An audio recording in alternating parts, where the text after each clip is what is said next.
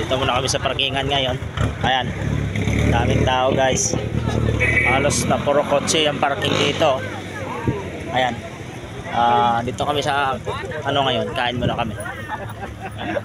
Ayan mga food namin guys. Yung mga food namin. Ayan, sa loob na muna kami sa kotse kasi gawa ng ano, ulang pwesto, mahal sa restaurant talaga. Ayan, nagbaon naman kami. Dito muna kami kakain sa loob ng van. Ayan yung si JM. Ayan guys, kain muna yung mga food namin.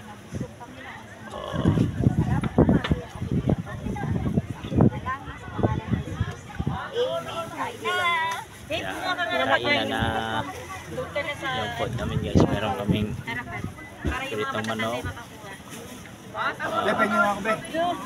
fruit salad, hotdog, adobo. Nanda kinuha na.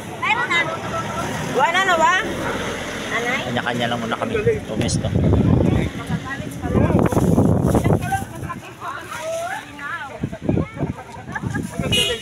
Kain muna, kain. Chicken ni Diwata. Salamat guys, salamat.